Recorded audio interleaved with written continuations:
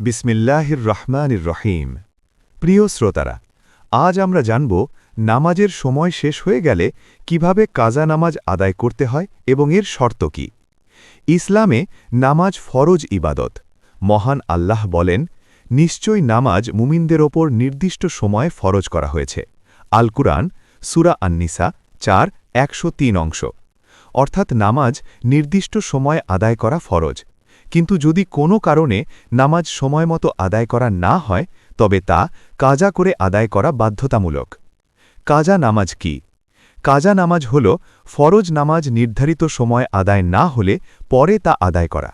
রসূলুল্লাহ সাল্লাল্লাহু আলাইহি ওয়াসাল্লাম বলেছেন, যে ব্যক্তি ঘুম বা ভুলের কারণে নামাজ আদায় করতে না পারে, সে যখন স্মরণ করবে তখনই তা আদায় করবে। সহি বুখারী এবং সহি মুসলিম। কাজা নামাজ আদায়ের শর্ত।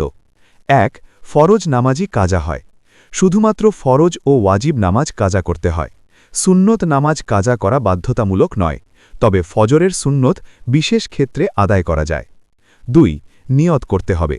মনে মনে স্পষ্ট নিয়ত করতে হবে কোন নামাজের কাজা আদায় করছেন। যেমন, আমি আজকের ফজরের ফরজ নামাজের কাজা আদায় করছি। ৩. সময় পেলে দ্রুত আদায় করা। যত দ্রুত সম্ভব কাজা নামাজ আদায় করা উচিত। অযথা দেরি করা গুনাহ। ৪. ধারাবাহিকতা রক্ষা করা।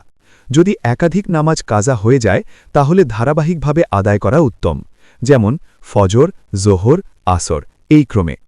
উদাহরণ, ফজর কাজা সমান ২ রাকাত ফরজ, জোহর কাজা সমান ৪ রাকাত ফরজ, আসর কাজা সমান ৪ রাকাত ফরজ, মাগরিব কাজা সমান ৩ রাকাত ফরজ, ঈশা কাজা সমান ৪ রাকাত ফরজ এবং বিতের ওয়াজিব হলে তাও আদায় করতে হবে।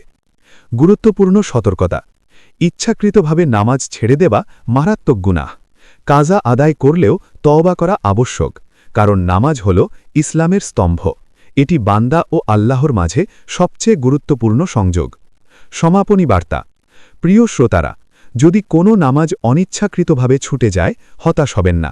দ্রুত কাজা আদায় করুন, আল্লাহর কাছে তওবা করুন। মহান আল্লাহ অত্যন্ত ক্ষমাশীল, পরম দয়ালু।